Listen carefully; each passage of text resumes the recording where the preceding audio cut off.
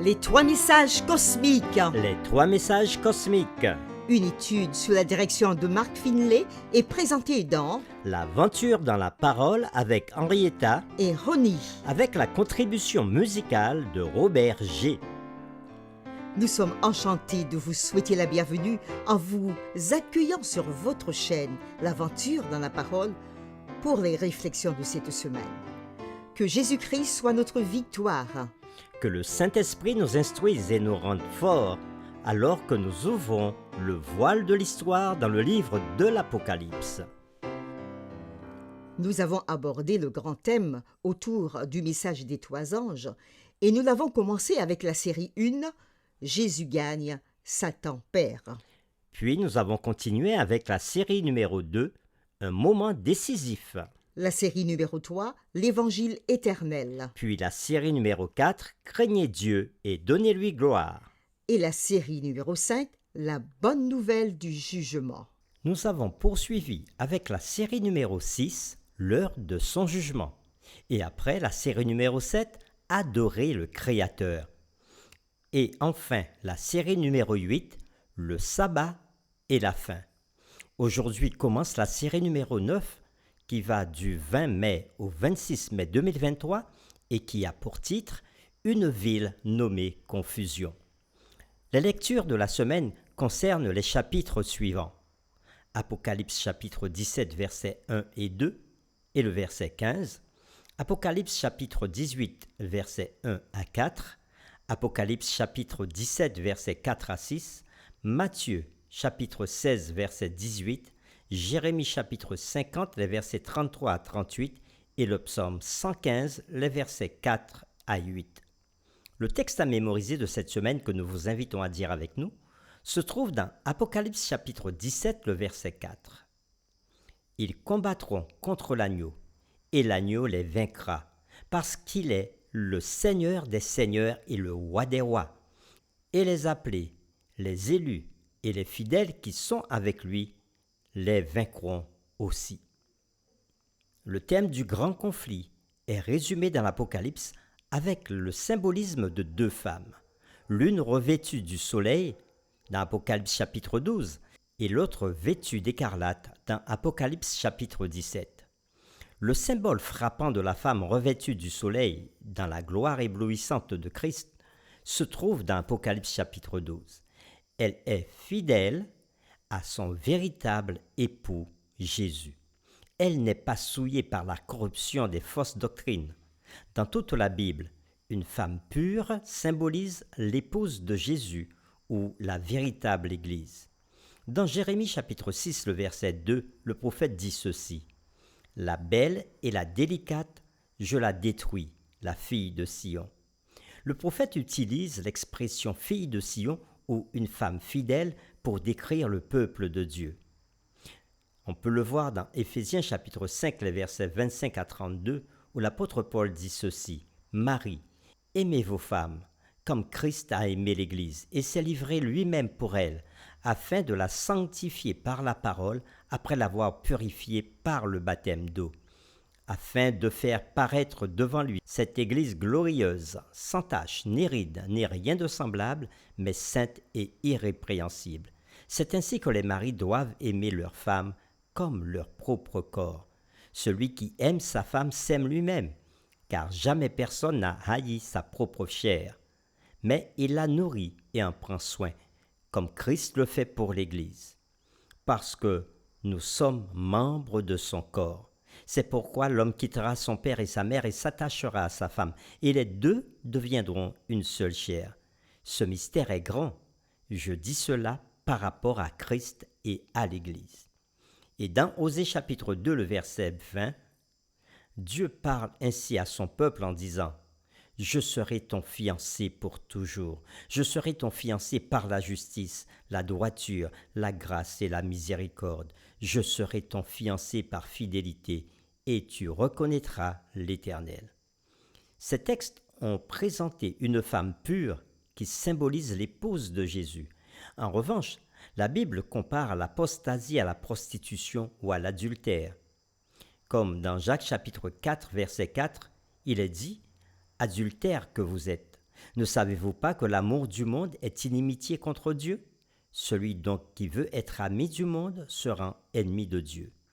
Et en parlant de la rébellion et de l'infidélité d'Israël, le prophète Ézéchiel se lamente en disant, dans Ézéchiel chapitre 16, verset 32, « Tu as été la femme adultère qui reçoit des étrangers au lieu de son mari. » Dans la série de cette semaine, nous allons étudier ces deux femmes présentées dans le livre d'Apocalypse et approfondir le conflit entre la vérité et l'erreur.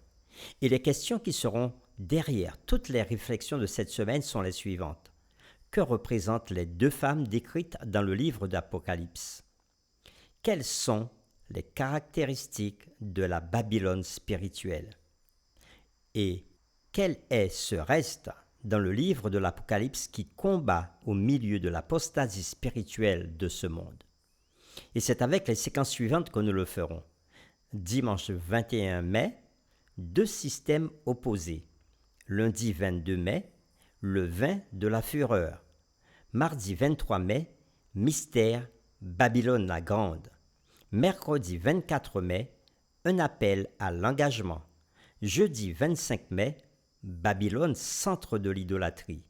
Et le 26 mai, comme à l'accoutumée, nous ferons un résumé et nous poursuivrons avec des réflexions avancées. Avant de terminer, nous voulons lire le 12e chapitre du livre d'Apocalypse.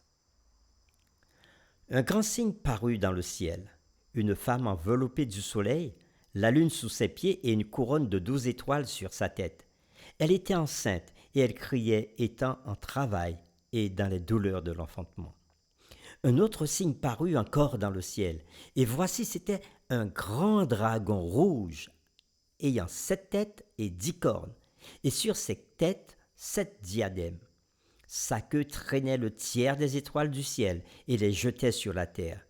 Le dragon se tint devant la femme qui allait enfanter, afin de dévorer son enfant lorsqu'elle aurait enfanté. Elle enfanta un fils qui doit paître toutes les nations avec une verge de fer. Et son enfant fut enlevé vers Dieu et vers son trône. Et la femme s'enfuit dans le désert où elle avait un lieu préparé par Dieu afin qu'elle y fût nourrie pendant 1260 jours. Il y eut guerre dans le ciel. Michel et ses anges combattirent contre le dragon, et le dragon et ses anges combattirent, mais ils ne furent pas les plus forts, et leur place ne fut pas trouvée dans le ciel. Il fut précipité, le grand dragon, le serpent ancien, appelé le diable et Satan, celui qui séduit toute la terre. Il fut précipité sur la terre, et ses anges furent précipités avec lui.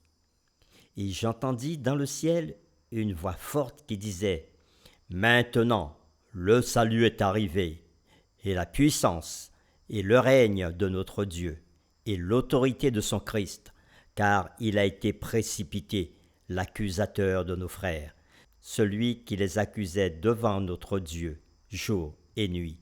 Ils l'ont vaincu à cause du sang de l'agneau et à cause de la parole de leur témoignage. Et ils n'ont pas aimé leur vie jusqu'à craindre la mort. C'est pourquoi, réjouissez-vous, cieux, et vous qui habitez dans les cieux. Malheur à la terre et à la mer, car le diable est descendu vers vous, animé d'une grande colère, sachant qu'il a peu de temps. » Quand le dragon vit qu'il avait été précipité sur la terre, il poursuivit la femme qui avait enfanté l'enfant mâle. Et les 2 ailes du grand aigle furent données à la femme afin qu'elle s'envolât au désert vers son lieu, où elle est nourrie un temps, des temps et la moitié d'un temps, loin de la face du serpent. Et de sa bouche, le serpent lança de l'eau, comme un fleuve derrière la femme, afin de l'entraîner par le fleuve. Et la terre secourut la femme, et la terre ouvrit sa bouche et engloutit le fleuve que le dragon avait lancé de sa bouche.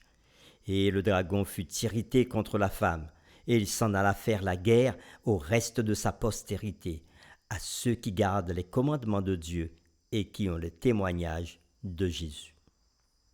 Fin de la lecture. Que Dieu nous éclaire alors que nous partagerons sa parole autour des choix à faire maintenant et dans l'avenir. Nous vous invitons à prier avec nous. Notre Père, qui est aux cieux, à toi la gloire et l'adoration au siècle des siècles. C'est toi notre Créateur et Rédempteur, et nous t'honorons. Cette semaine encore, tu nous feras découvrir le voile de l'histoire décrite dans le livre de l'Apocalypse.